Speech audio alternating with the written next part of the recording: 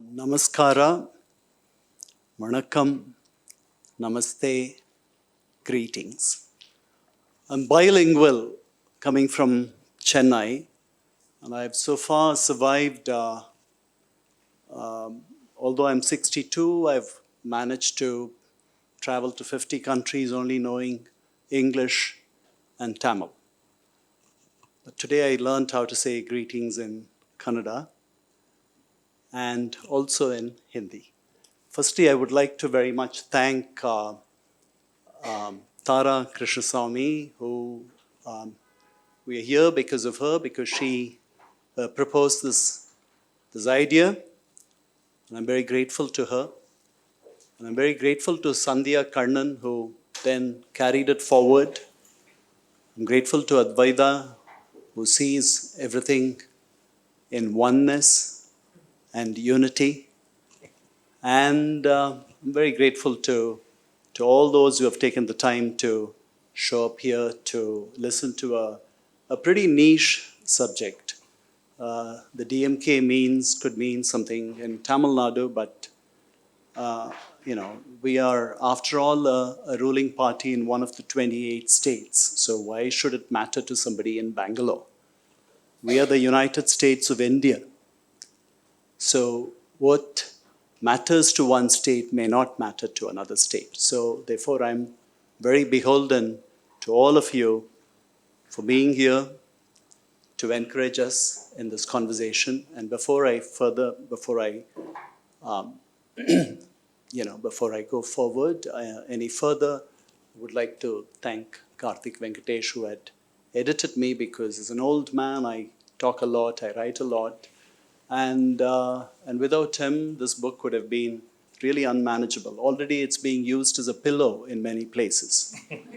And so thank you very much. It's wonderful seeing you all. And I very much look forward to this conversation and later to take questions from you. Thank you very much. You should thank me after the questioning, not before. If you're in the mood, if you still feel you should thank me. So thank you, BIC. Having heard from Mr. Kannan, I think maybe we should just dive straight into it. Right? The DMK was founded in September 1949, right? And so it's just completed 75 years, and we are now in March 2025, right? 76th year is running. So I thought I would start by asking you, now since 1967, the Dravidian parties have been in power in Tamil Nadu, DMK and the AIDMK. Right, both Dravidian parties emerging from the same ideology, so to speak. If I were to start with the good stuff, what have been their successes? What is it that they have achieved in Tamil Nadu? What is it that they have done in Tamil Nadu? They brought the very modest, the poor, the marginalized to the forefront. Today, the elites of Tamil Nadu, if you look at their grandparents, they were nobody. They probably couldn't afford a bus travel ride. They probably never owned a house. They found it difficult to buy a bicycle. Today, these are educationists. These are distillery owners. These are people who are in the business of filmmaking. These are the neo-elites of Tamil Nadu, the people from the intermediary communities who have taken over Tamil Nadu, who have actually exercised their rightful place.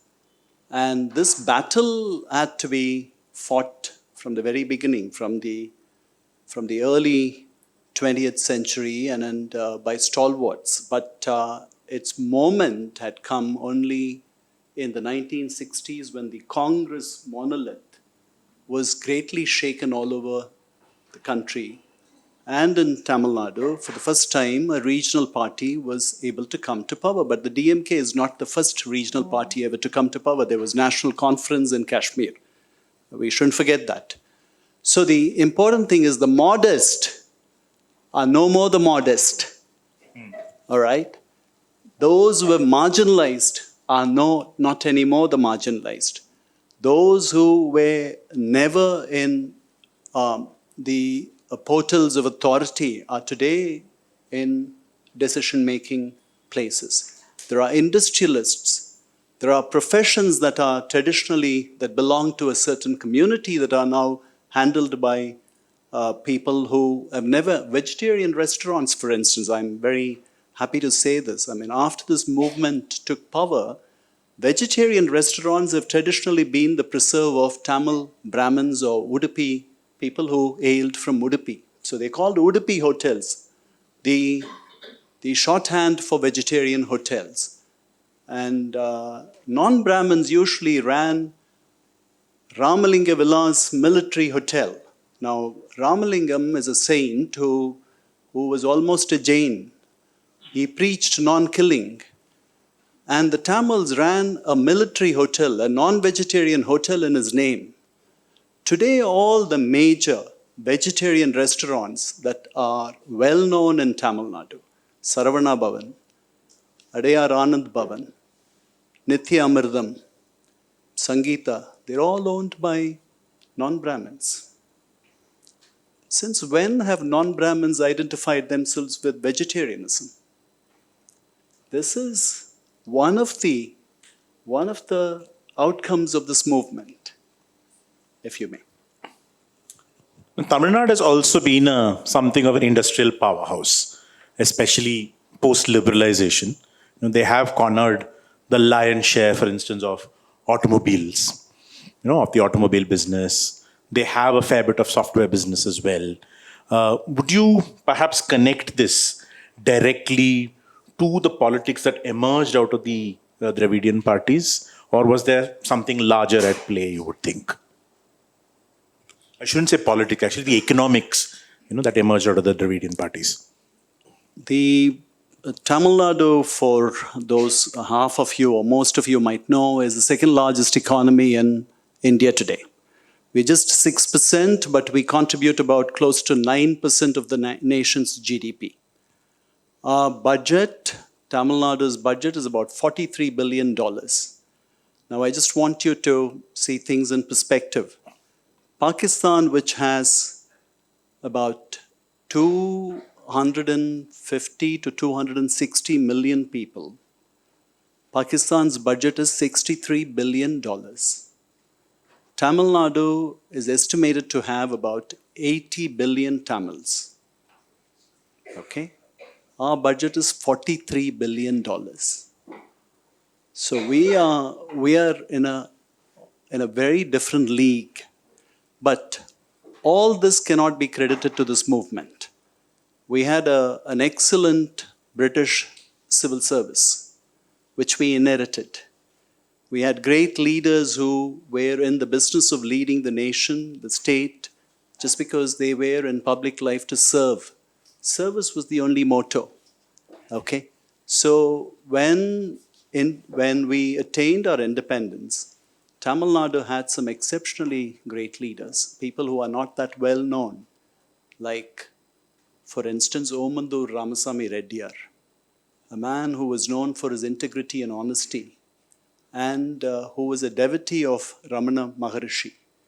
He was loath to take the position of chief ministership, the premiership, as it was known then, until 1953.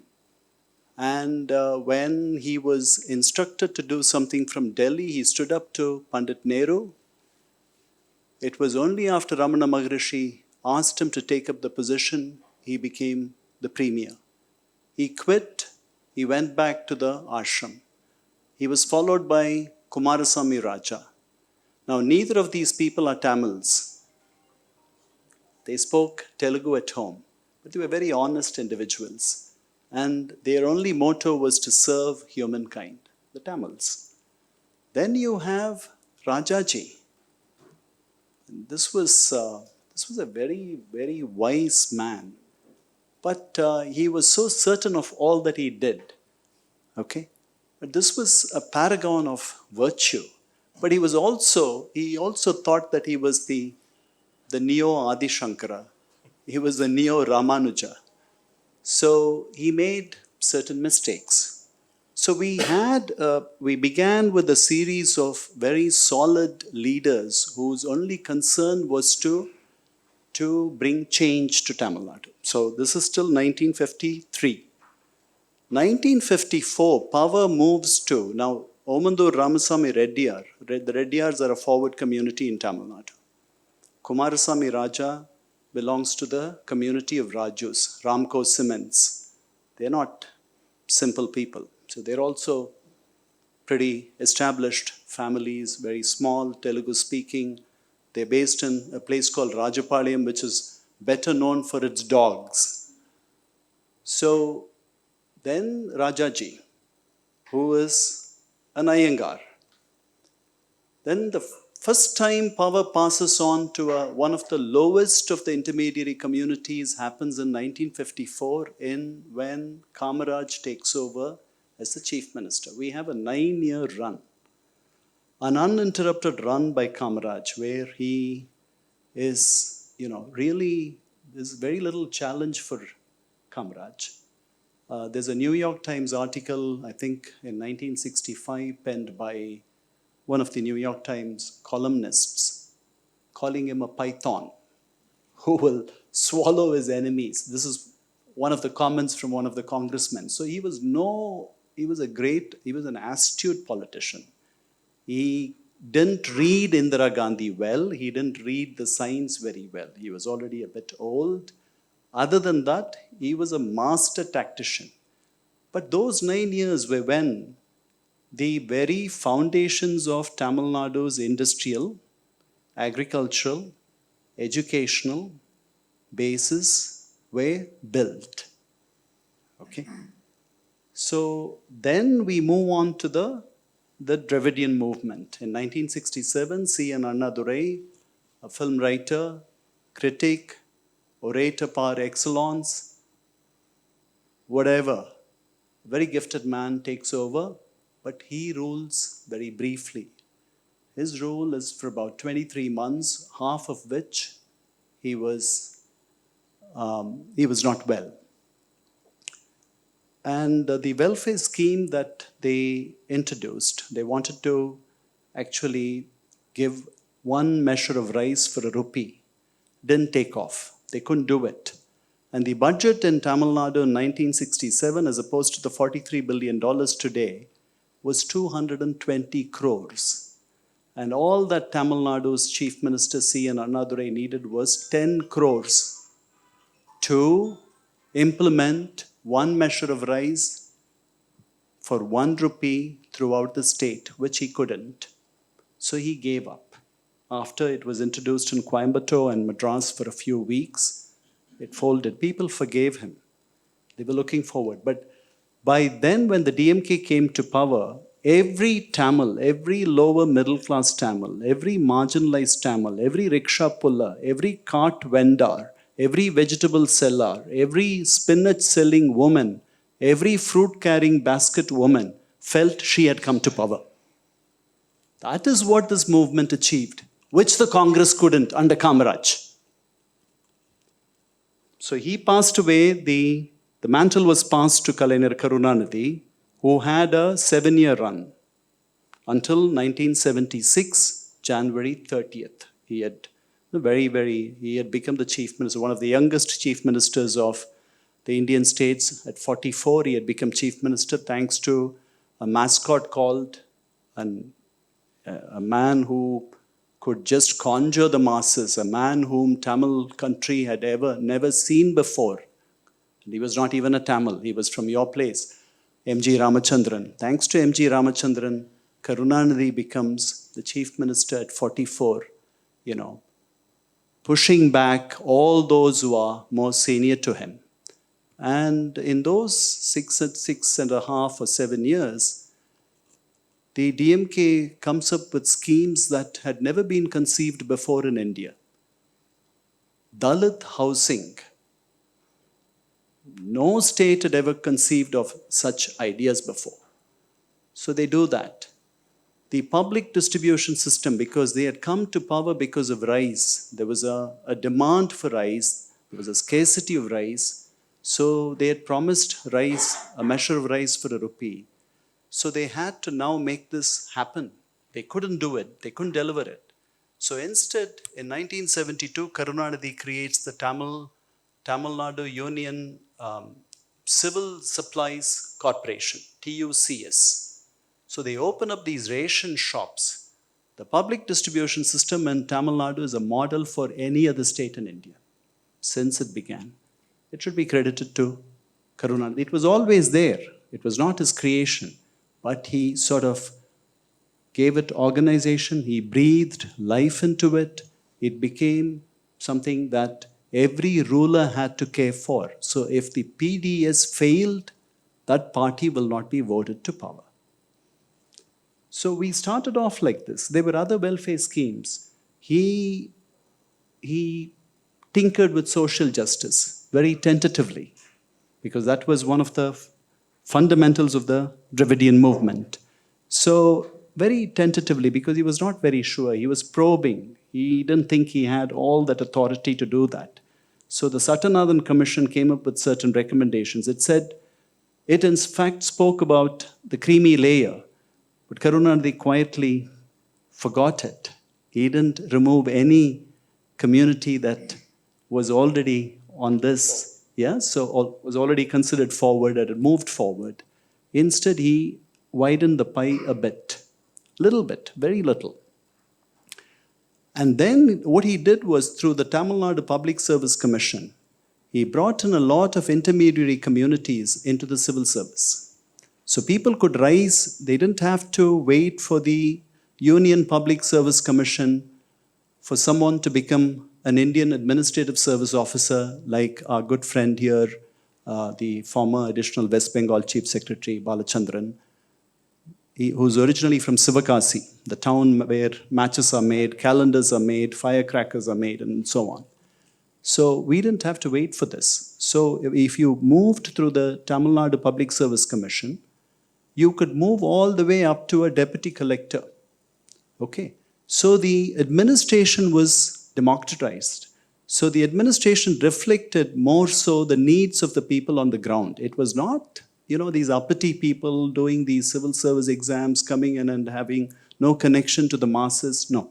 Also, when the DMK came to power, the district secretaries became a conduit. They became a sort of a channel between the people and the district collector to be able to communicate the needs of the district on a one-to-one. So there was almost a parallel administration. So the chief minister, who had his ears and ears to the ground, Karunanidhi was a chief minister who would work the phones, call the different collectors. He would call the district secretaries. He will read up on something, an incident, and then find out what happened. So he was a remarkable administrator, despite all that was, alleged about him. So there was a good administration, but then the administration was also slowly becoming corrupt. Right. Okay, it was already decaying. The first DMK administration had already, the decay had already slowly set in. And this is exactly what their mentor E.V. Ramaswamy Periyar feared. He said, when the modest would come to power and reach authority, for them, they may not want to be modest. So the only way they needn't continue to be modest is when they give up being honest. And that will happen. And that will reflect poorly on my ideals. And I will be blamed for tutoring such people. So that was also happening. So this was a reform-oriented, and collectors went in person to districts to see what grievances were. Karunanidhi did that. There were other social welfare schemes where he abolished hand-driven rickshaws, something that the communists couldn't do in West Bengal till today. Okay? So there were these symbolic gestures. There were more fundamental changes that were happening in the administration. Then comes MGR. That is when the 1980, the second term when MGR shows, 1977 MGR takes over. He further democratizes administration. What he does is, he does away with the village administrative offices. This is a dynastic position. After you, your son will take over as the village Karnam. He abolishes that. And this way, Dalits could come to power. Others who whose fathers were not Karnams or village heads could come to power this way. And the matter went all the way up to the Supreme Court. He knew this. This was a man who had left school when he was barely in his third grade, okay, and had joined the stage when he was 6 years old. This man had that vision. So that was the first democratization that the ADMK government did. 1980, there was a huge spurt in the way Tamil Nadu opened up. Firstly, he changed the educational system. The system then was you studied for 11 years at school, you went to what was called as the pre-university course to a college, which most couldn't afford, because either the colleges were 10, 15 kilometers away. Most women wanted to, after finishing school, stay home. So he brought the pre-university course into the high school and called it +2. So those whose education would have stopped with 11 years now had 12 years of education. So the first time they would ever go to college would be for a degree. Okay, earlier there was a hybrid system which prevented a lot of people from not being able to do that, especially women. This opened up possibilities for women. So that was happening. There were two fundamental schemes that he introduced. An integrated nutritious program where 9 districts were chosen. About 17 million people were dealt with, their malnutrition was dealt with. They were made stronger Tamils, individuals, if you may. Okay. And then, of course, the more popular midday meal scheme. And when he conceived of the midday meal scheme, his civil servants told him, this is not possible. It's going to cost us 100 crores. It's not possible. And then the budget was about 1,000 crores then. Tamil Nadu's budget from 220 crores had gone up to 1,000 or 1,000 plus. So 100 crores is still 10%. Where would he? And they came up with a suggestion. They said, why don't we introduce this as a model program in one district? And this man, who had been to school only till 3rd grade, primary grade, told them, this district will end here. And then the next district begins here. The difference between this school, which will have the midday meal scheme, and the school in the next district will be barely 2 kilometers. These children will wonder, what was their mistake and why were they deprived or denied this, that, the other children, only 2 kilometers away because they were in a different district where afforded this. So he ruled out. And then in the final meeting, I'm told from people who have been there,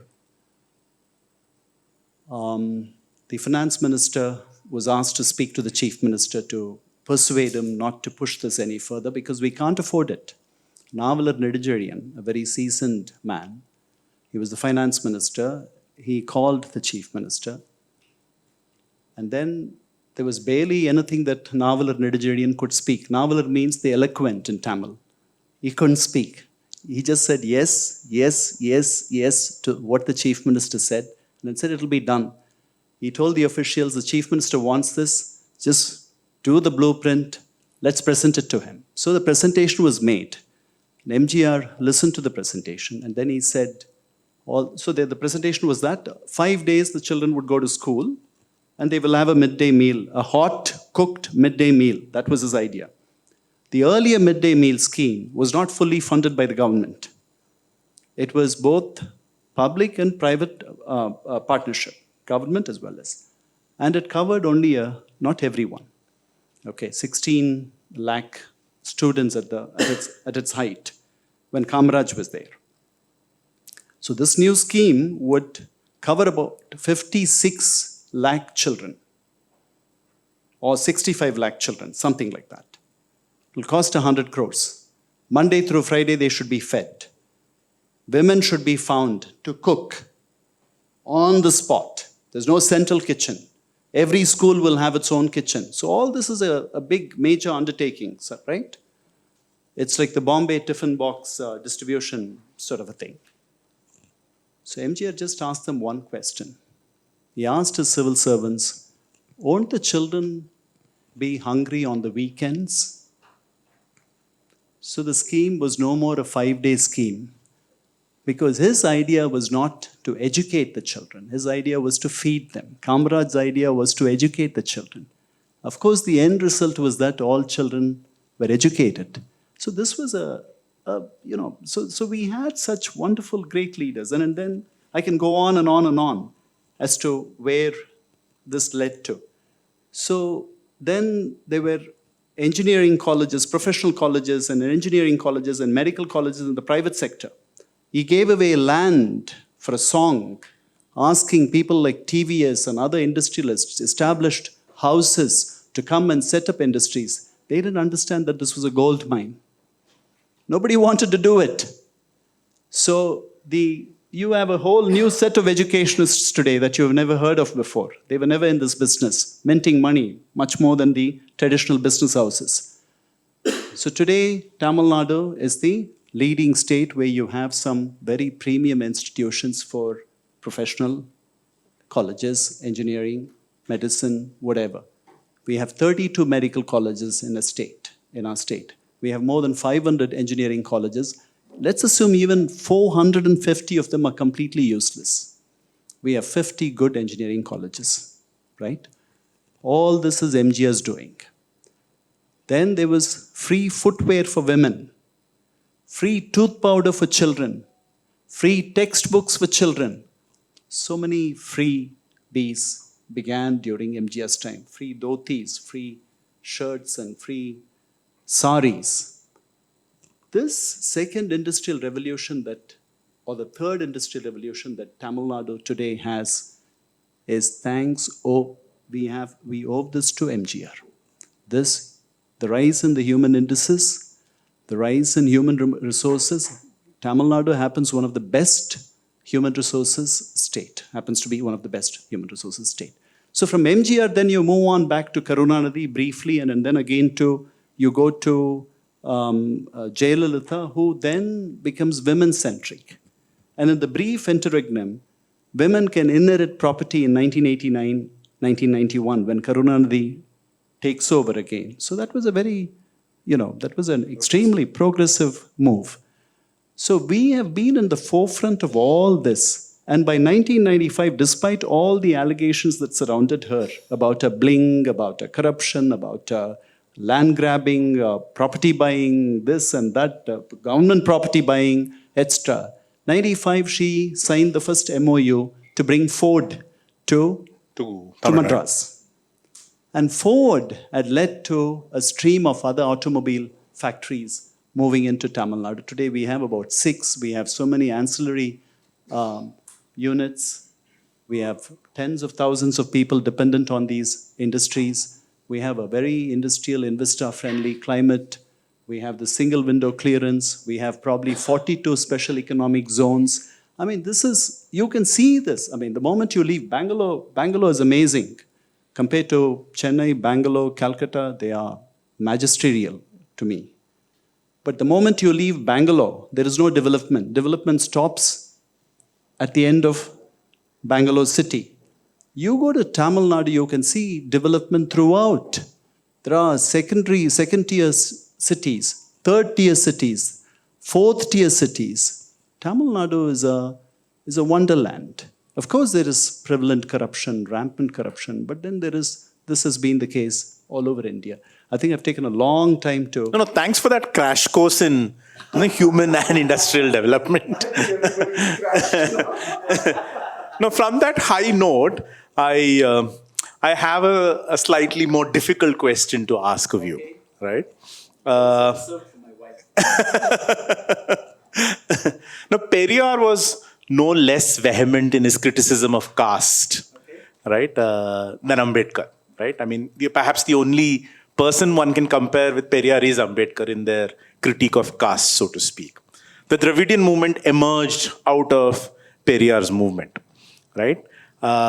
It largely, talks about an atheistic ideology, though individual ministers are believers, etc. But Karunanidhi and Stalin are both on record saying they are atheists and so on. But what one notices in, say, the last few decades especially is the resurgence of caste, so to speak. There has been honor killing, which one would not expect in such a highly educated state, which also one would not expect in a state which professes the Dravidian ideology, which has been propagated a great deal, which has definitely reached the masses.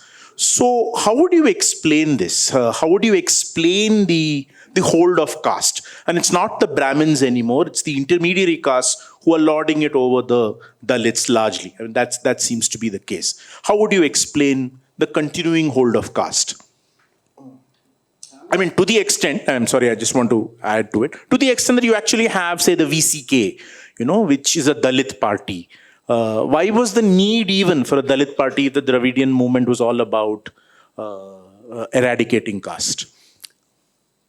I think I must admit that the Dravidian movement had failed in its mission to be an all-embracing umbrella for all the Tamil communities. So we must admit this. Let's look at the DMK. The DMK has 76 district secretaries. They had 72. They've now added another 4. Of these 76, there's only one Dalit who is a district secretary. So that is the current state of affairs. Okay, they have a few ministers who are Dalits. They have a deputy general secretaryship at the highest levels reserved for a Dalit. I think they have women's representation like that. All that is there, but most of it happens to be still tokenism. So where did we go wrong? Okay. The DMK and its offshoot parties have traditionally been considered parties of the intermediary communities. Okay, and they are to a large extent that is the case. I mean, when Jayalalitha took over and when Sashikala had a larger-than-life role with her, the ADMK was almost a Mukkulathor party.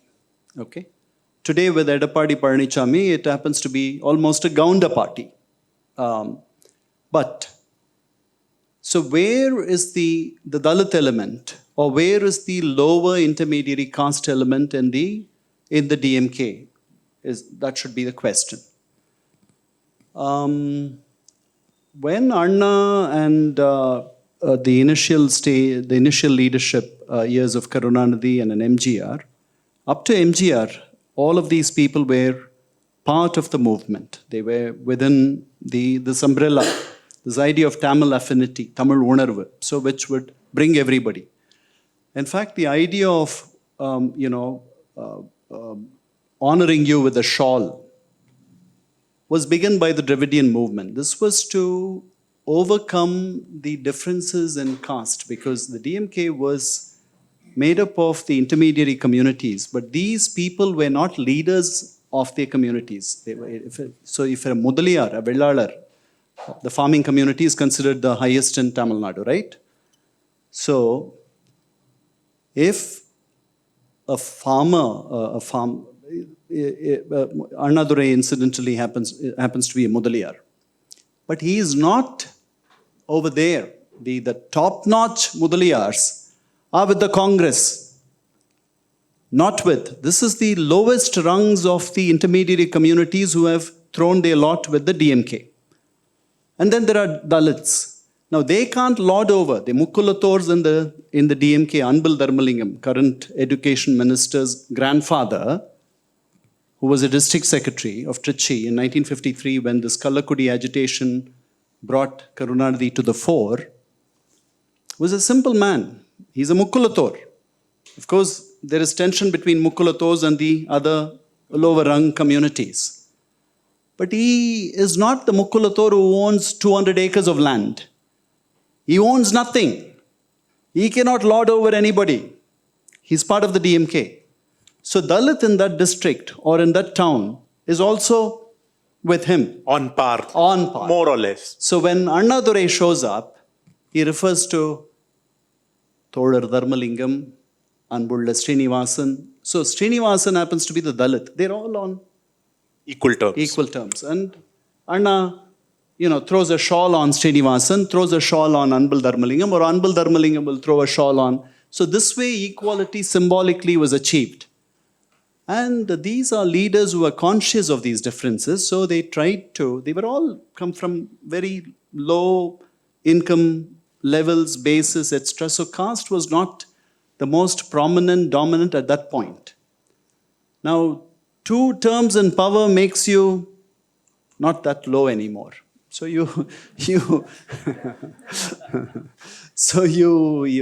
power, everybody wants power. Now I know why. So now the first people to feel that this social pie, which MGR extended, we are the state with the largest reservations, 69% reservations, thanks to MGR. 68, then there was a court verdict which took 1% more for scheduled tribes. So we're 69%. This social justice has completely transformed Tamil Nadu's political landscape when it comes to putting people in places of power and authority. But it hasn't changed an ordinary Dalit's life. It hasn't changed an ordinary Vanniya's life. Okay. So the Vanniyas have been traditionally DMK supporters. They've had their own parties before the DMK. Okay. And the Congress sort of embraced them. So 2 of them were made ministers by Rajaji and Kamaraj, and that ended the Vanniya party. So they had been politically, they felt marginalized. They're just above the Dalits. They're not Dalits, they're just above the Dalits. They are the single largest community in Tamil Nadu, but they're not the elites. Okay. So this was a heartburn for them for a long time. In the DMK ministry and in the ADMK ministry and MGR, you had certain very knowledgeable, good Vanniyas in authority. Panduti Ramachandran, the man who was called Kuti Ramachandran and who aided MGR in the Indo-Sri Lankan talks, who was the intermediary between MGR, Prabhakaran, Rajiv Gandhi, J.N. Dixit, all these people, right? So, and then they had about 35 MLAs out of the 234. So they're a big block. But they're not industrialists. They are small, petty landowners. Satyanathan himself is a Vanniya, the first Backward Classes Commission chair, who is from the Indian Civil Service. He's from the Customs Service or something. So he says the difficulty with the Vanniyas is the Vanniyas don't have an elite. They've yet to come up with their own elites. If this were to have happened, they would have not agitated. You look at the Nadars on the other hand, because they're also slightly above the Dalits. Today, where are the Nadars? Shiv Nadar. Of HCL. Yes. Okay, where are the Nadars? Some of the best institutions in Tamil Nadu are run by them. The media is owned by them. Sivakasi, the match factory, the calendar factory, the printing industry, the fireworks industry, the Nadars are leaders. You talk about Dinatandi before the advent of television. It was owned by Nadars, C.P. Adityan. So the Nadars, without any state patronage, they are 4-5% in Tamil Nadu. The Nadars of Tamil Nadu, the same Nadars whose women could not cover their upper bodies. Correct. The same Nadars without state patronage could move up. And there's an elite, which didn't happen with the Vanniyas. So by the mid-1980s, the Vanniyas start to revolt. So that explains why the Vanniyas have founded their own party again. After the PMK? PMK, Patadi Makkal Katchi, okay, the toilers party. Then the Dalits realize that the Dalits have token representation everywhere, but they're not in control. The first woman to complain about this was Satyavani Muthu. In as early as 1974, when she had a disagreement with Karunanidhi, she was a minister, she was the only woman minister with Annadurai. She then became the woman minister with Karunanidhi. Just for the sake of information, she was a Buddhist. Even before Dalits considered Buddhism fashionable like today, as early as 1974, Satyavani Muthu was a Buddhist. I didn't know this. I wonder if she was a practicing Buddhist. But it was after Ambedkar's conversion the Dalits thought that Buddha was their best friend. So, so that now a lot of Dalits, I've been to Dalit houses in Tamil Nadu, and then they have the Buddha statue welcomes you. So she complains in 1974, we've had a party election. She's upset with Karunanidhi, so she's revolting. Her portfolios have been taken away. She leaves I think she's sent away from the ministry. She floats her own Dalit forum. And then she says, we had party elections. MK Stalin, who was barely in his early 20s, fetches more votes in the General Council election than I. Where am I? Who am I? I'm one of the founder women of the DMK. I'm the only Dalit woman. Okay, and we are there. There are MLAs and MPs. It is not because it is the DMK's gift. It is because it is written in the Constitution. These seats are reserved. Otherwise, we wouldn't be there. So she says this as early as 1974. So this idea takes ground. That is why in the 90s, the DMK decides to make one of its deputy general secretaries as a Dalit. Okay, so the Dalits have been sort of left out. They've not been in key positions of power. The only Dalit who rose to such prominence is Andimuthu Raja. But you might say that, I don't know how many people know that he happens to be a Dalit. He's associated with other things. Okay, matters of prominence when he was minister. So we wouldn't go any further into A. Raja, now that the Supreme Court has said that, so Andimuthu means, Andi means a beggar in Tamil. So Palani Andi means the beggar in Palani, the hills of Palani. So Subramanya or Murugan is somebody who had thrown away everything because of his anger with his father and mother and had gone off to the hills as an ascetic, as a beggar, Andi. So Andimuthu Raja was accused of different things. So that's a different thing. So the Dalits have also felt sort of excluded. This Dravidian movement's embrace didn't really actually embrace them fully. Okay? So in the 90s, the Dalits break out. The first man to do that was Dr. Krishnaswamy from the deep south. There are three major Dalit communities in Tamil Nadu. In northern Tamil Nadu, they are called the Parayas. Incidentally, caste is a very, very important thing for Tamils. The word Paraya is the contribution of the Tamils to the English lexicon in addition to catamaran. Okay? So this is embedded. We've overcome it to some extent because in 1927 Chingalpat conference, we decided to throw away our caste names, unlike Malayalis or Telugus or Kannadigas, who still carry their caste names and then consider that it is their last name. Not all these million Nayars can be related to each other. So we don't have such confusion in Tamil Nadu. So we threw away the caste name, but not the idea entirely.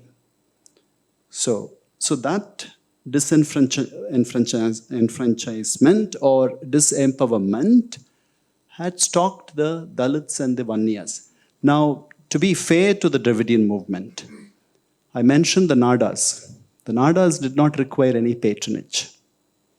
So these communities will also have to do their bit. You just can't blame a movement for not being all inclusive, embracive, and all that. You have to pull your weight. So you can blame both. Cuts both ways, you're saying. Yes. Right. I want to change tracks now. Now, all of us are witness to the considerable expertise the BJP has on the social media front. Right?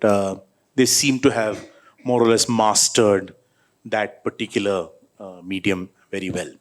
And in some sense, they are the followers of the DMK in terms of using mass media for messaging. Right? The DMK, in the years when it was not in power, did a lot of its messaging through films. Right? And Karunanidhi was a scriptwriter, as was Annadurai. And as you said, their most prominent mascot for the first few years, who later became Chief Minister, MGR, was a very, very popular film star. So, what genius possessed them to go that route? The Congress, for instance, never thought of it. They thought, talking in rallies and writing op-eds in papers would win them the vote. But the DMK clearly realized very early on that no, they needed to get to the masses through another medium. And films, they realized, was a very strong and powerful medium. So what genius possessed them to go that route? No, the copyright belongs to the Congress. Pre-independence, the Congress used the stage and even films towards independence. So Satyamurthy Iyer, Kamrad's mentor, was himself a stage artist. And then you had K.B. Sundarambal, this, her baritone voice and an amazing woman. She would perform for the Congress. There were movies which spoke of independence and so on. So the idea of stage and movies and all that is not a DMK invention. No. It's actually, it should be credited to the Congress. But then, once they attained independence, or once they were closer to independence, this was not very material because, you really didn't need the stage and the cinema and the folk artists and all these plays and performances to instill the idea of independence to Tamils. We were all very anxious for independence, except for a few people like our good friend E.V. Ramaswamy Periyar. For very different reasons. Yes. He said, once the British leave, then the balance will, they were the people who held the balance in their hands between the Brahmins and the non-Brahmins, and the Brahmins and the Banyas will take over. And then his disciple, wonderful C.N. Annadurai, said, we should think of this day as a day when one of the three enemies are gone out of this country. The British, the Banya, and the Brahmin. These are the three enemies. At least we did away with the British. So we should celebrate this. So that's where he disagreed. So the idea originally is from Satyamurthy Iyer, Kamrad's, Satyamurthy Bhavan after. So he was a stage artist himself. It was actually looked down upon to be a stage artist. Okay, in the 1930s, etc. And then if you're a woman and if you would go to the stage, nobody considered you a lady. So this was a very difficult proposition to begin with. But the Congress did this. And K.B. Sundarambal was known, she acted as the Avvayar, and she's very well known, and Kodumudi Sundarambal is her name. M.S. Subbulakshmi, for that matter. So she, Madurai Shanmughavadiva Subbulakshmi also had acted in films that propagated, the throwaway, jettisoning the British, etc. But as we neared this, they gave this up. There was no need for any of this. By which time the Annadurai was the man who understood the power of stage. So they were making propaganda films, propaganda plays. So Annadurai wrote a series of propaganda plays, and these were staged periodically in their conferences and in the DK conferences, in the Dravidian Model conferences. One of the most famous of these plays was called Shivaji Kanda Hindu Rajyam. Chandramohan is the commandant of Maratha Shivaji. Chandramohan or Shivaji Kanda Hindu Rajyam. The Shivaji founded Hindu Raj, where the theme is, it's a play that probably plays for about 90 minutes or 2 hours, which finally gave Shivaji Ganesan the eponym Shivaji. So this was staged first in 1945, and then the theme of the play is simply that Shivaji is a Yadav, so therefore a Sudra. He's a cattle herder, and a cattle herder could not become anointed as king, which is a Kshatriya role. And you being a Yadav, you're not a Kshatriya.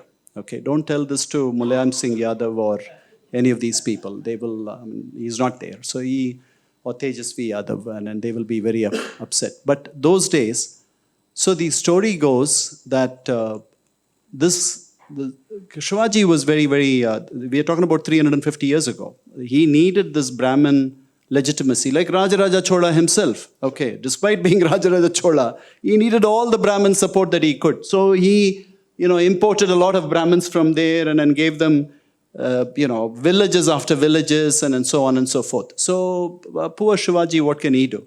So this Shivaji looks for a Brahmin to anoint him. And then he can't find any Brahmin in Pune or wherever he was. So he goes to Kashi and finds Gagabat, who's willing to do anything. You need to be a Brahmin, he'll make you a Brahmin.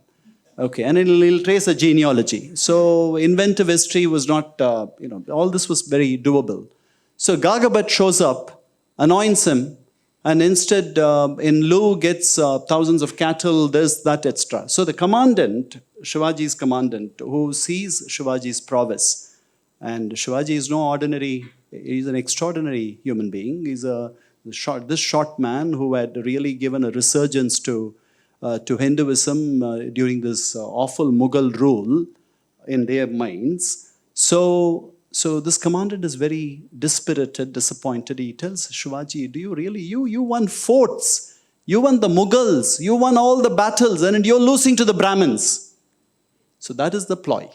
So where we are trying to take on the Brahmins in Tamil Nadu. And then this play was very successfully staged everywhere. Anna himself acted as the Gagabat. And 19, 20-year-old, the film, the original Shivaji should have been M.G. Ramachandran, who in his great wisdom originally signed up to the project, and a week before the play was about to be staged, backed off because he knew any association with these black-shirted DK guys was a very risky venture for his film ambitions. So this was 1944-45. So when he gave up, this is a very nice anecdote that I would like to say. When he gave up, they had to quickly find somebody to fill MGR's role. His costumes had been stitched, etc. And at which point, K.R. Ramaswamy, the DMK's first popular actor, he was jobless. He didn't have a stage company to run. They had taken refuge at Anna's place in Kanchipuram. And he had brought in a few others with him.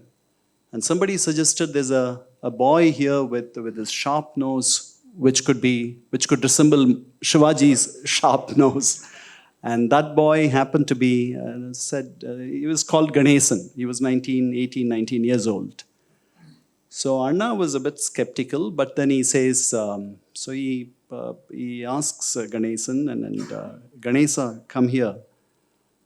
I'm considering you to play Shivaji. This little young lad is shivering. Anna, me? Shivaji? No. Anna tells him, you'll be fine. You'll be good. You'll do. Shivaji is known for donning women's roles. So much so that one of the Kerala Zameen fell in love with this man, who was actually... No, seriously. So he suddenly now he has to play Shivaji, okay? The alpha male. So Anna gives him the script. It's a 90-page script or a 110-page script, and then he gives it to him at 11 in the morning, and he says, we'll come back in the evening. Anna lives nearby. His house is on a street called Varaguvasal Theru.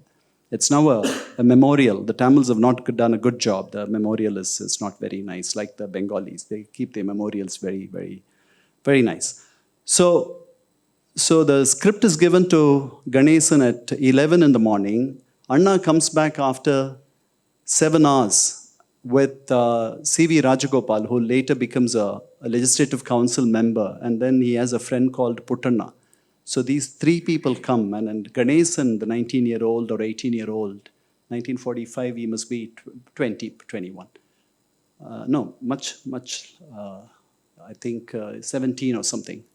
So he asks Anna, Puttanna and C.V. Rajagopal to take a seat there.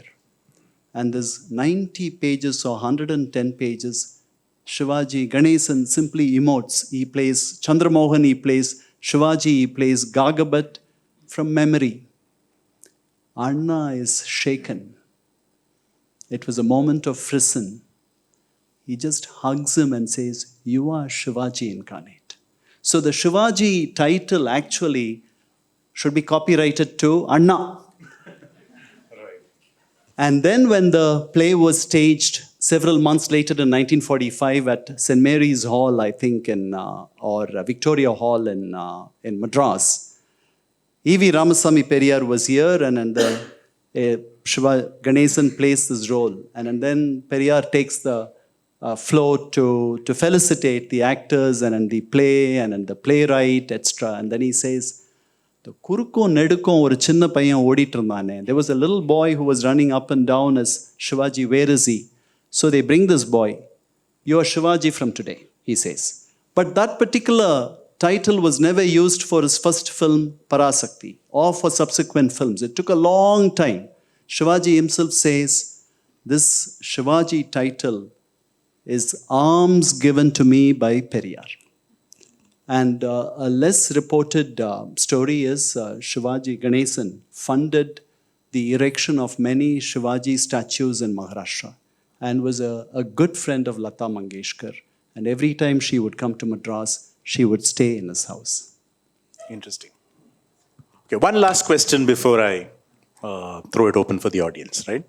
The DMK rose to power on the basis of opposition to Hindi.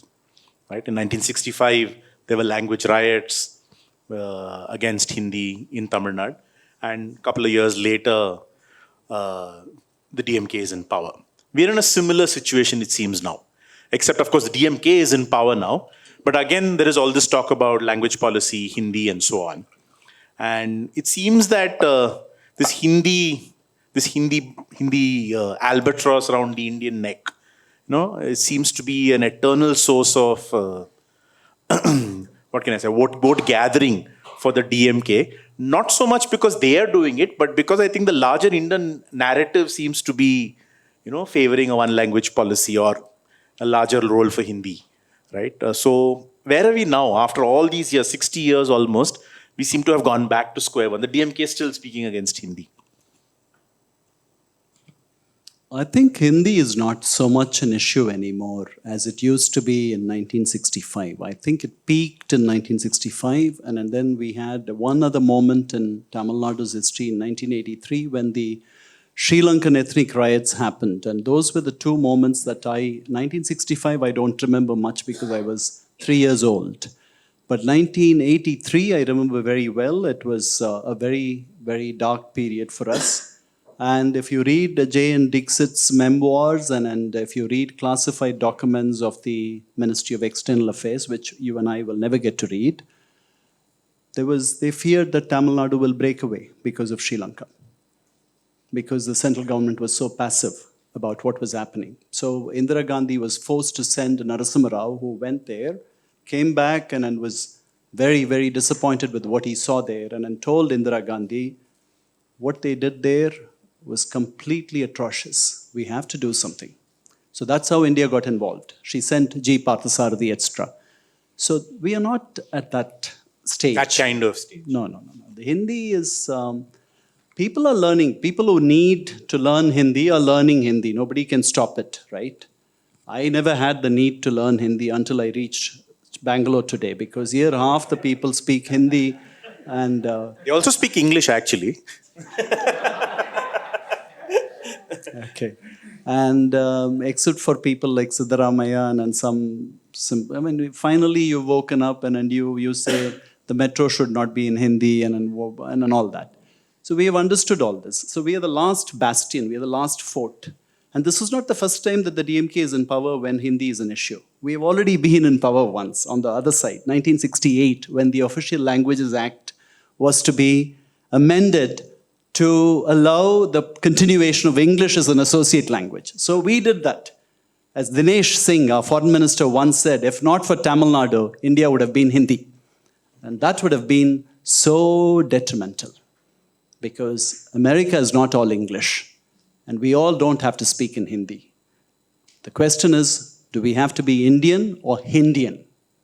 Okay, and in Tamil Nadu, I personally think it's a personal choice. You want to be a civil servant. If you think you're not going to be you're going to be posted elsewhere, Make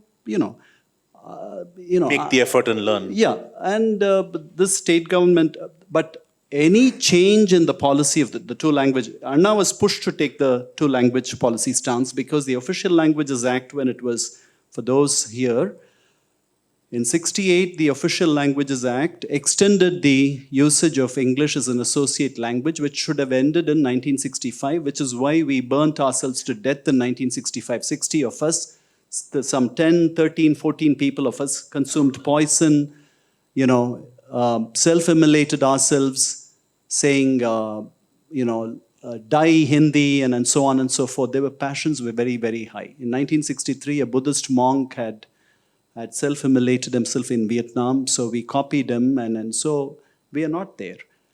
We have moved very much forward. And in the DMK stance, while Anna was there, was any of this language change, any of this idea of speaking in another tongue should happen organically, without any state support. Okay? And I think it is happening. Today we have 35 lakh immigrant workers from Jharkhand, from Bihar, from Nepal, from Uttarakhand, from Haryana in Tamil Nadu. I have 2 Nepali people working for me at my place. Okay, they speak barely some Tamil, and I know no Nepali. And you go to Tirupur, without them, there is no Tirupur hosiery industry. You go to Coimbatore, without these people, there is nothing. So we are a very welcoming state. We've always been very welcoming. Unlike some of the Kannadigas who told us that you don't welcome us. No, we have been welcoming even to Kaveri. It just doesn't flow there. So, so we are a greatly misunderstood set of people. So this is not anymore a major issue. It's not a vote gathering issue. It's not a vote gathering not issue. At all, No. not at all. So 68, after the Official Languages Act extended the usage of English, the center had to please the Hindi-speaking states. So after doing this to please us, the parliament passed a resolution where it said, we will promote Hindi and the 3-language formula. Now you know what the 3-language formula is. The 3-language formula is Hindi for Hindi speakers. The second language is Sanskrit usually for them. Some of them have even chosen German. And the third language is, maybe some of them may deign to learn. There are statistics, okay, I'm not making this up, may learn English after all.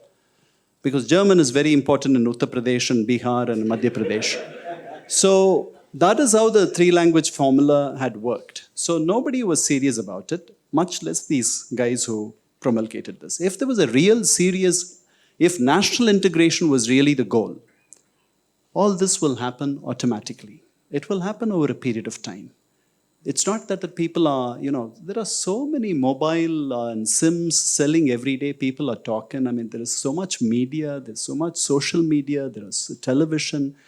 People are conversing. It's not that there are waves of people going from here to the Kumbh Mela from Tamil Nadu and got stuck. They left there. They don't know how to come back. Or people coming from there and Rameshwaram stranded and couldn't go back. I mean, what nonsense. People have found a way to talk to each other. Yes, people always do. Even husbands and wives do, believe me.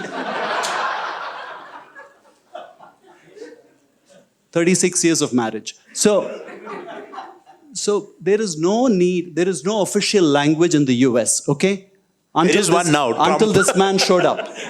Okay, when I went to study there in 1987, there was barely any Spanish. Today, you go to any American state which borders any Mexico or any of the other states. Last semester I was teaching at the University of Georgia at 90 miles away from Atlanta. Everything is bilingual, Spanish. I know that we can't be, Rajaji said, the resolution that the Tamil Nadu Assembly passed should have insisted on English for everything instead of saying all regional languages should become official. It's a very difficult thing to implement. Very idealistic, perhaps. In a small country like Switzerland, it's possible. In a country as large as Canada, the other 8 provinces where no one speaks any French, sees everything in bilingual French. They tolerate that they tolerate that so that the Quebecois could be with them. The Quebecois want to stay with them because the other 8 provinces accommodate them. There is no accommodation here. There's no accommodation from this side. There's no accommodation from that side. So there are so we ended up in this tug of war essentially. Yes, but the Hindi has come into my living room. It has come into my bedroom. So what I'm saying is, we need to find a way where the state can help those who want to study Hindi. But this has to be done from a popular mandate. Because we have boxed ourselves into a corner, this 2-language policy, because the students were very agitated. And they said, because the civil service could only be written in English and Tamil until the DMK made it possible for you and I to write in Tamil, Kannada, Malayalam, Orissa, any language. So you must credit this to the DMK, to the Dravidian movement. Otherwise, how would you have Tamil, civil servants writing in Tamil and being posted in Orissa and doing extremely well? Sure. Almost becoming CM. So this good one. So this, the name should have been different. Pandian Patnaik or something like that. Patanaik maybe. So the thing is, this movement has done a lot, but it is also blamed for a lot of things that have gone wrong, okay? It barely speaks about the environment. It barely speaks about women. It, despite all this, local body reservations, 50%, which Jayalalitha introduced, etc. And there are honor killings, as you said. There are this sense of caste strife is there. And there's a lot of inequality. So the spoils and the dividends have not reached everybody equally. So the organization, the movement has failed in many respects. It has won some. It has failed some. I do not think that most of these people who are in this business anymore are there to serve the public. That is the essential failure of this movement at this point. And I don't know if that will change. We leave it here now and then we'll open. Perhaps that also explains the nepotism. I'd like to throw it open for questions. Can I have someone to pass? Can we start there with the gentleman there? We'll move there and then we'll come to you after that. I'm coming back to the language. Can you hear me? I'm coming back to the language and adding wealth to it. If you look at historically, our neighbor, Pakistan, Bangladesh, I think split on language. Right. If you look at Soviet Union, it split on the balkanization happened because of, I suppose, wealth. And you have seeing it in Spain. I mean, the richer north and the south is there. Now, with this thing going on, both wealth as well as language, does it say something equivalent to that happening in India? No. Okay? Let me question it different. Is at the ground level, at the base level in Tamil Nadu, is that feeling there? No. I think we are rolling over. Most of us have rolled over. We go to banks, there are only Hindi-speaking managers and staff now.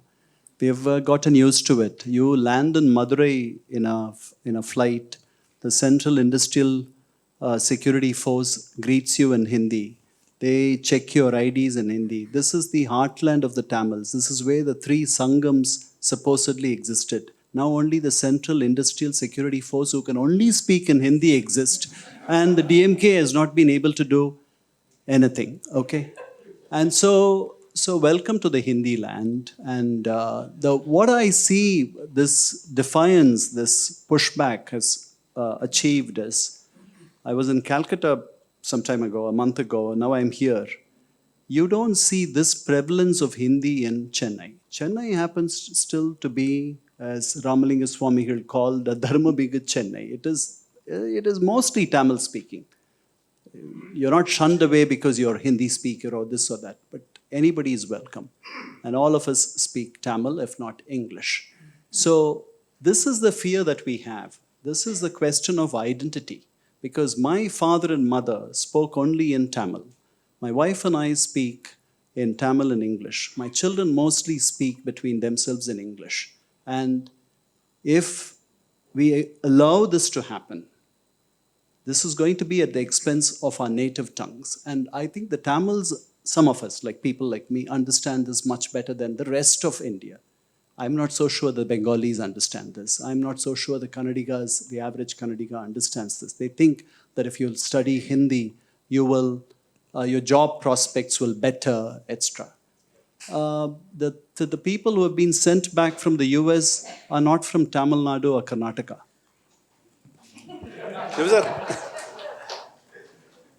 There was a question there. Yeah, hi. I'll come to you after this question. Yeah, so I think you already, can you hear me? Yeah. Yeah, I think you already covered some of, like, briefly on this towards the end, but I wanted to ask, so you were mentioning the history of, like, the leaders of Tamil Nadu and what they achieved in the government up to this point. So what is your reading of the situation today, where I think people say that Palnisamy doesn't have as much vision as his predecessors, and even Stalin has been doing some, like, having some ideas and getting people from outside to try to work things out. But some people say maybe he also might not have been in power if it wasn't for The legacy. because of his father, yeah, because of the legacy. I mean, earlier, till now, we used to, in my family, we used to joke that there are no dynasties in Tamil Nadu where the son inherits the party, except in DMK, Karunanidhi was a one-man dynasty. But now it has actually happened where he's passed the party to his son.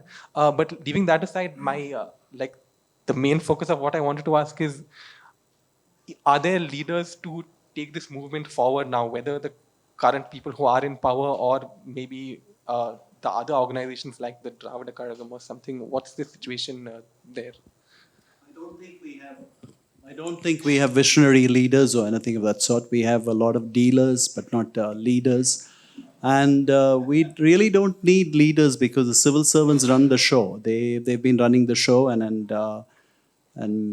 quite a few of these civil servants are also not honest. So, this feeds on the other, that feeds on this, and so on and so forth. But I'm happy that Tamil Nadu is going the Kerala way, where, we don't want these colossal figures, these colossuses anymore. We want normal people, people who walk on the ground, whose feet we can see touch the ground, earth.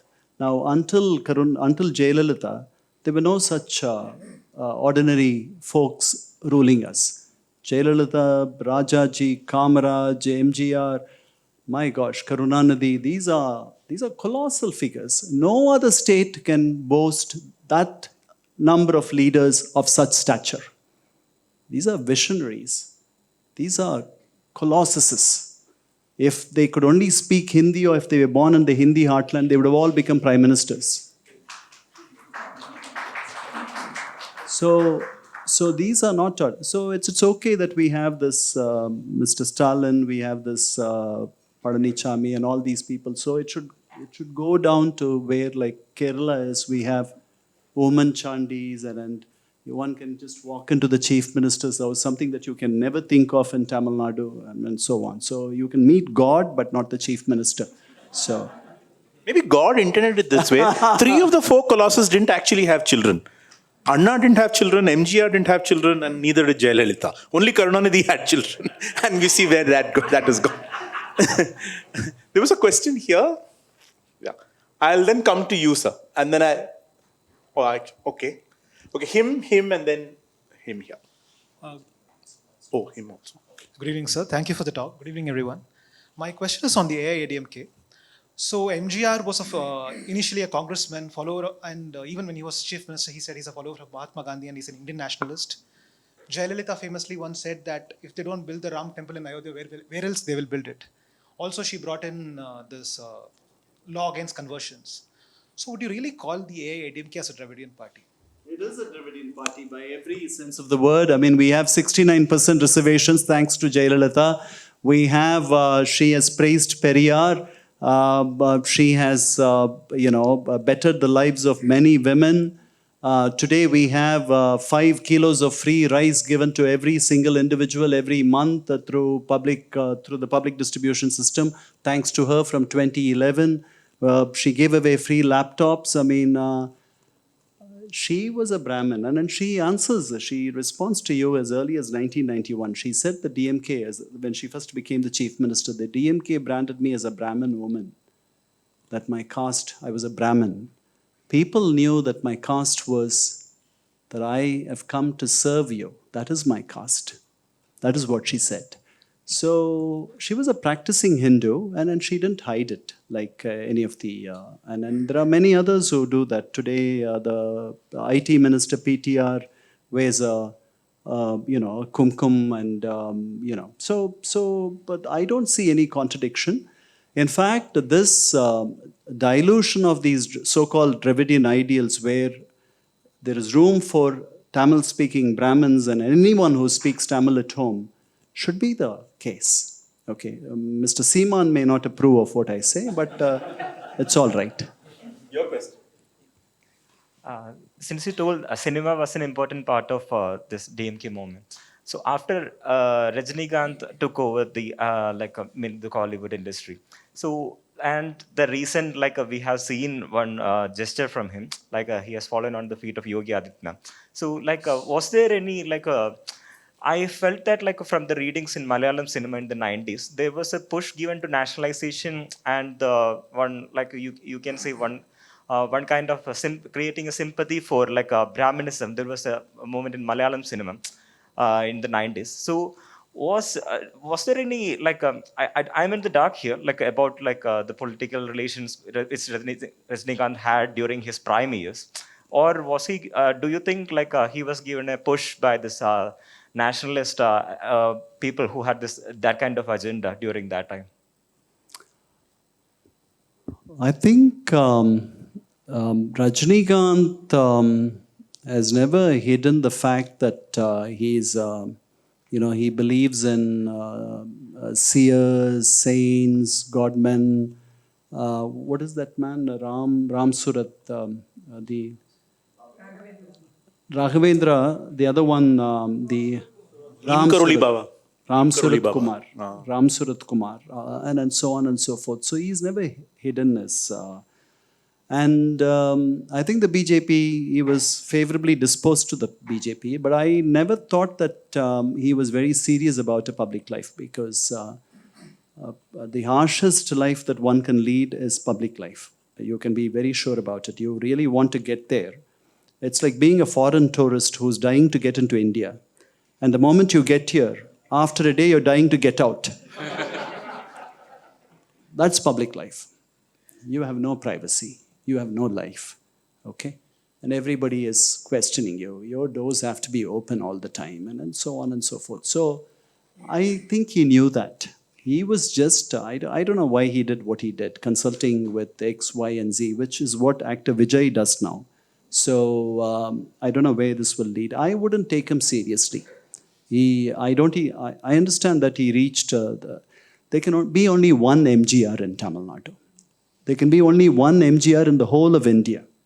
A man who was never defeated until nature defeated him, until nature took over. Even N.T. Ramarao died in humiliation. Okay, and the other actors that the Telugu cinema world produced, like Chiranjeevi, couldn't manage more than 18 seats. So Pawan Kalyan has learned from him. So there can be only one MGR. Nobody can parallel the success that this single man. But that was because this man was a very generous man. He read the public like the back of his palm. I don't think Rajinikanth is somebody like that. I mean, MGR's house is open. You can go and you can see this man, and every day all that he will ask you if he sees you is, have you eaten? Even if he sees you at midnight, he will ask you, have you eaten? How can you beat this man? I mean, social mobility and absolute poverty to a large extent is eradicated in Tamil Nadu, thanks to the Dravida movement. At the same time, I have one issue that, India is forward today also because of Raja Ram Mohan Roy, Lohia, Phule movement in Maharashtra, and Periyar in Tamil Nadu. Periyar started the movement as a self-respect movement. To me, the issue now about the third language is also related to self-respect because 1965, I was a student in school, in the high school, and my Hindi marks were more than Tamil marks. We were voluntarily learning Hindi. The moment it was imposed, I mean, St. Paul's High School in Chennai took the lead in the anti-Hindi procession. I lost 10 of my co-students. From that time, even today, I don't voluntarily speak Hindi because I lost my colleagues. I mean, you mentioned other countries, Bangladesh and Bosnia. Take Sri Lanka. Many people told Bandaranaike, one language, two nations. Two languages, one nation. Sri Lanka, it happened. Even today, we have not solved it. So therefore, language is an important issue. And I mean, as Kannan said, we all accept Hindi wherever we go. But to force it on a community is what I don't like. Your question, sir? I'll come to you next, yeah? Mine is not a question. First woman to ask. Mine is not a question, actually a clarification which adds strength to whatever theory Dr. Kannan was propagating. I did not come through TNPSC because when he said what has been achieved in TNPSC, and when he mentioned, no, you didn't say that. When he mentioned me, there can be a confusion that I came through TNPSC. I came through UPSC. And the one who came through UPSC, I retired as an additional chief secretary. In Tamil Nadu, somebody came through TNPSC, one Dravidian, and he retired as chief secretary. Now, this is what Dravidian movement achieved. It's a very important point. And coming to think of, to talk, I was in the Ministry of Welfare, which takes care of SCs, STs, OBCs, minorities. So in that case, I had to go to several parts of India, and I have seen, that was my first exposure to what the Dravidian movement in Tamil Nadu is trying to achieve. The integrated development was not born with the Dravidian movement. It was born with Ramaswamy Reddy, and Kamaraj continued it. But for almost 57 years, they had held on to it. They did not compromise on it. But regarding the Nadars, well, again, I come from Sivakasi, I am not a Nadar. Regarding the Nadars, if you look at the three southern states, the Edavas of Kerala, the Edigas of Karnataka, and the Nadars of Tamil Nadu had one thing in common. Nadars were originally rated as scheduled castes. They represented to the then governor of Madras presidency, we don't want to be given that. We'll rise on our own. And what was their strength? The economic strength for all these communities was there before the political strength came, before democracy came. And what was the secret of the economic strength? When all the other scheduled caste, backward classes were dependent on landlords and landowners for their livelihood, the landlords and landowners depended on these people for a kick. This is the reason. Toddy tapping. They were toddy tappers. And therefore, economically, they were always powerful. And once democracy came, our universal adult franchise was given, they rose to political power. It's a very natural thing to have. They had the right spirits. They have always been spirited. Your question. I'll come to you. I just wanted to give the lady a chance. No lady has asked a question. Thank you. So I had this question from a point where you mentioned that Jayalalitha is a Dravidian leader.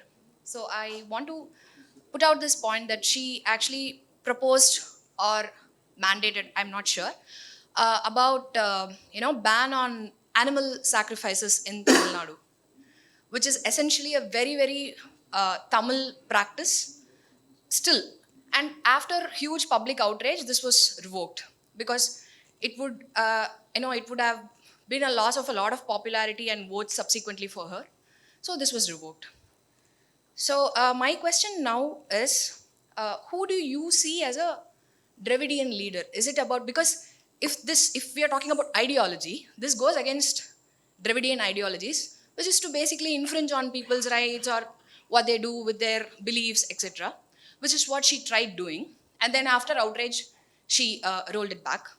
So who do you see as a Dravidian leader? Is it about just declaring my party as a Dravidian party? If that is the case, even Desiya Murpoku Dravida Kazhagam would be a Dravidian party, right? So who do you see as a Dravidian leader or somebody with a Dravidian identity?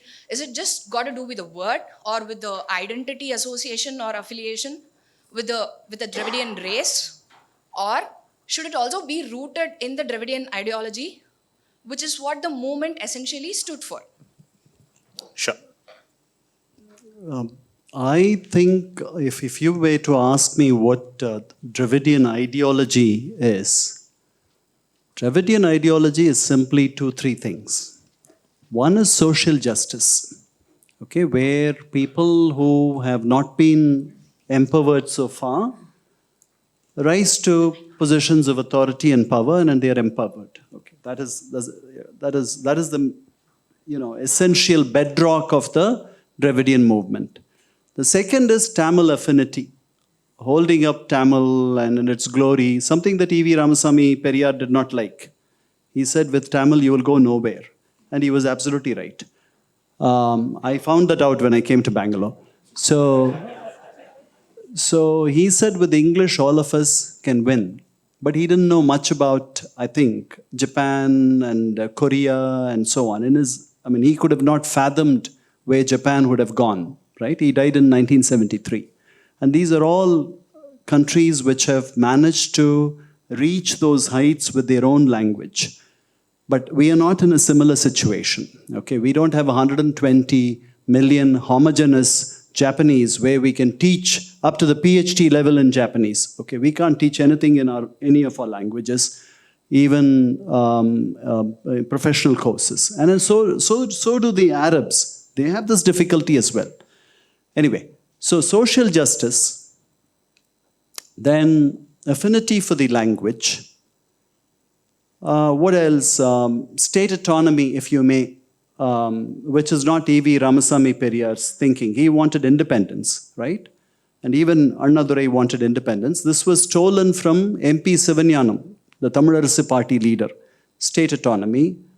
So these are essentially, if you may consider, Dravidian ideology. Now, some of these belong to every other party. In Karnataka, we have people talking about social justice. So it's not an exclusive Dravidian thing. Now, the DMK, Anna had already said that this is not a movement that is atheistic.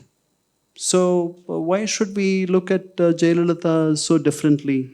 We don't. In fact, this movement had veered so much close to the minorities.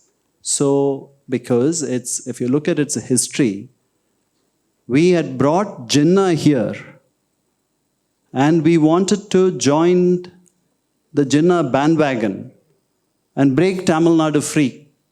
Thankfully, Jinnah wrote E.V. Ramaswamy Periyar and said, this attempt at you trying to break Tamil Nadu free should be through your own efforts.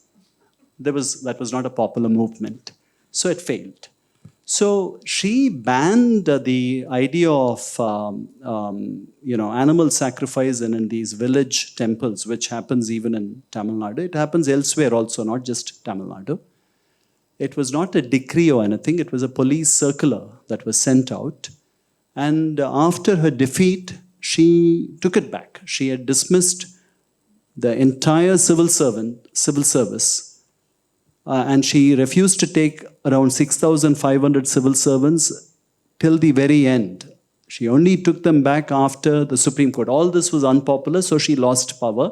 So she went back and then retraced her steps, and then she said it was not because she lost power. She lost in the elections. We don't know what went on in her head. But her profession of Hinduism is an elevated form of Hinduism. It is the difference between going to Srirangam and Samayapuram Mariamman temple, if you know what I mean. So you go to Srirangam, that's an elevated form of Hindu worship. And you will see the bhakts there will be completely different. You go to Samayapuram, you will see that, or you go to Melmarvatur. So I don't consider that as a yardstick to decide whether she was a Dravidian leader or not. And then besides, we don't have to decide that. I think the public had accepted her. Your question? Sir, good evening to all. Sir, I'm Tirupati. I'm doing PhD on political communication of Dravidian parties. Sir, I have a question related to the leader's communication. So when MGR touched upon reservation, he failed in the election. When when DMK touched upon ideology in 2000s, again he lost elections. So I just want to ask, what basis their communications based? Is it really activism based, or populism based, or welfare based? So Sir came here, so I used to listen a lot of interviews of him. So I just wonder what was their motive. Really, it is about social justice, bringing social justice towards the down-to-earth people. As you said, their policy all it's towards the minorities. Obviously, it's good. No doubt in that sense. So I just want to know what basis their communications works apart from this, or within this, how they are working on it. I just want to have some clarity. Thank you, sir. I think the ideology after after Jayalalitha to some extent, I would think it's all simply how to win elections. Okay, so there's no major ideology anywhere. If there are freebies, free fans, mixies, free goats, free cattle, free this, free that, free television, there is no ideology there. What ideology do you see in getting 2 free milch cattle? Okay, after 8 years they will stop giving you milk, and then ideology will die. So there's no ideology. All ideology has been implemented by early 2000, I think. I think ideology is very firm. Now the idea is simply to win elections. Since we have unlearned how to win elections because we don't select district secretaries because in a fair manner, we don't want anybody to be empowered, to be a threat to us or our succession designs. So we have to bring in people like from Bihar to tell us how to win elections in Tamil Nadu. People who can't win elections in Bihar themselves. So that is what has happened. We don't have time, is it? Okay, I'm sorry, but Mr. Kannan will still be here and his books are available outside. So you can address your questions maybe offline to him. Can one other lady, if anybody wants to? Okay, fine. Okay, so you mentioned the Dravidian movement, right, is how it's called. And Congress as well rose as a movement, as a people's movement. But then you have parties like the Communist Party that did not rise as a movement as much as organizationally built, so to speak. But it's really interesting because the DMK is a cadre-based party that has had, and you mentioned this as well in multiple books, the district secretaries run almost a parallel organization. In the 60s and the 70s, they were working with the government, and it was almost like a party state. It's what you'd call a party state, actually. So this, to me, is so the question is, how does something that's based on a movement end up with not just a very highly organized cadre-based party, but one that runs a party state? In fact, many IAS officers who are now retired, who've written books, and we were speaking about a book like that, IAS officers who are not posted in Tamil Nadu, posted elsewhere as well, but who grew up during the early Dravidian years, going to Presidency College in places where the Dravidian movement was very strong, have actually carried that philosophy to other states, right? That was the influence of the thing. But then the Congress doesn't have cadre.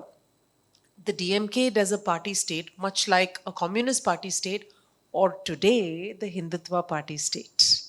So, and the Hindutva Party is not a movement either. That's also, organized, right? Set up to be organized. How do you come from two completely different ends and end up as party states, end up as a cadre-based organization?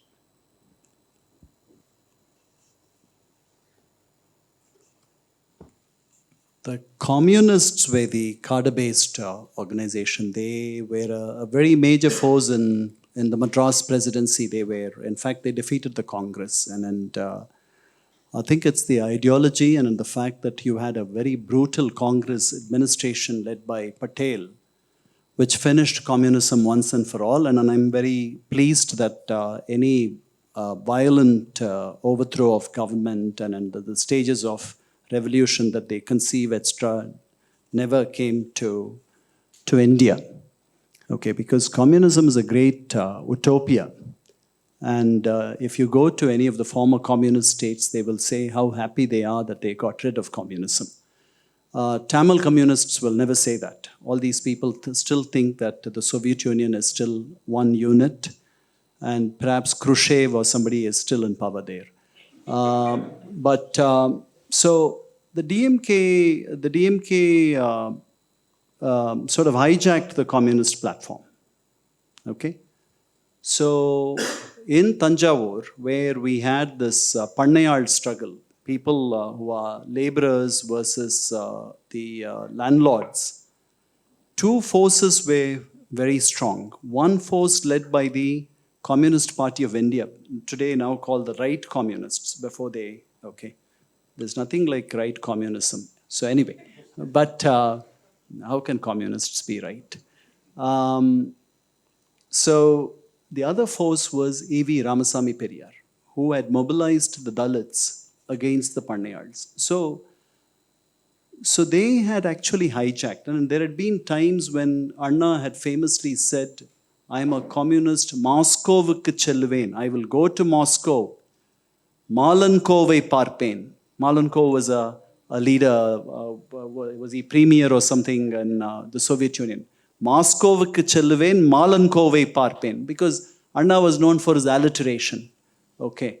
So, Madamo Chittirai, Maniyo Pattarai, Ungalako Nittirai, Kuttangal Udaya Suryanal Muttirai. So, they are alliterative people. So that's what it is. But I don't, the only two organizational based organizations in Tamil Nadu today happen to be the DMK and the ADMK to some extent. But politics is not done like before. Okay, we spoke about this last night. Most parties, at least a fifth of the votes are purchased, paid for. And Tamil Nadu is a pioneer when it comes to these tactics. T.N. Seshan must be turning in his grave several times over. So every time the Election Commission introduces something, we find other ways of. Last Erode by-election, not this one, the one before that, we had voters in animal pens. They came in the morning and then they couldn't leave till the evening, and they were provided biryanis in the afternoon only. Morning something else was provided, and the evening something else was provided, and some bottles were provided, and they didn't contain water. So, so we are a very enterprising lot. I'll leave it at that, and I just wanted to thank you all one more time for your time and your encouragement to come and listen to us and listen to you. I am very, very grateful to you, and it was my pleasure. On that high note, we will conclude, right? Like I said, Kannan is here. If you want to address any questions to him off stage, kindly do so. His books are also available. Thank you so much.